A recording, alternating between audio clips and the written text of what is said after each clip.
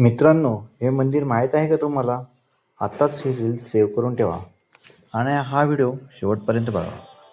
श्री मंदिर हे पुण्यापासून 30 किलोमीटर अंतरावर असून पुणे बँगलोर महामार्गावर खेडशिवापूरजवळ वरबे बुद्रुक येथे आहे.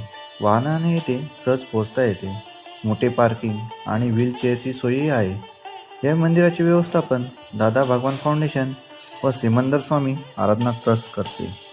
हे मंदिर 2017 साली बांधण्यास सुरुवात केली गेली व 2025 साली पूर्ण झाले. या मंदिराच्या बांधकामासाठी राजस्थानमधील संगमरवर दगडचा वापर करण्यात आलेला आहे. हे मंदिर सर्वधर्म समभाव या उद्देशाने बांधण्यात आले आहे. मंदिराची वेळ सकाळी 7 ते रात्री 9 पर्यंत आहे.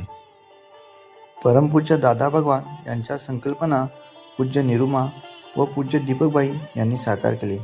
हे मंदिर 23,000 चौरस फूट क्षेत्रफळावर पसरलेले आहे. मंदिराच्या पायऱ्या चढून आल्यावर मंदिरामध्ये मध्यभागी 13 फूट उंच सिमंदर स्वामींची संगमरवरी मूर्ती आहे. डाव्या बाजूला भगवान शंकर व उजव्या बाजूला भगवान श्रीकृष्णाची मूर्ती आहे. मंदिराच्या गाभाऱ्यातच तुळजाभवानी, गणपती, हनुमान इत्यादी देवतांच्या मूर्त्या आहेत. येथील मंदिराच्या बाजूला छोटी छोटी मंदिरे आहेत. मंदिरामध्येच साईबाबा, अंबामाता, पद्मावती देवी, पद्मनाभ भगवान यांची मूर्ती आहे. हे मंदिर जैन, वैष्णव आणि शैव परंपरांचे एकत्रीकरण दर्शवते. भक्तीचा उगम, शक्तीचा धाम, शांतीचा सागर असे हे मंदिर आहे.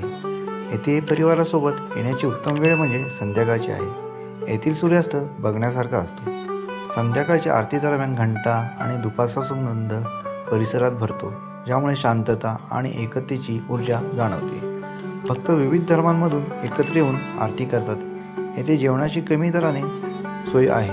पुण्याजवळ त्रिमंदिरात संध्याकाळी दिव्यांची भव्य रोषणाई आणि शांतता वातावरण असते, जे भक्तांना आध्यात्मिक शांती देते. सूर्यास्तानंतर लाईटिंगमुळे संगमरवराच्या मूर्ती सोनेरी प्रकाशात न्हावून येते. जैन, शैव आणि वैष्णव देवतांचा एकत्रीकरण संगम भव्य दिसतो. पुण्याजवळील या मंदिरात रात्रीची लाईटिंग हे विशेष आकर्षण आहे. तर मग कधी भेट देता या मंदिराला? तुम्हाला काही मंदिराबद्दल अधिक माहिती असल्यास कमेंट करून नक्की कळवा. व्हिडिओ आवडल्यास लाईक करा, शेअर करा व एक क्षण स्वतःसाठी या चॅनलला सबस्क्राईब करायला विसरू नका.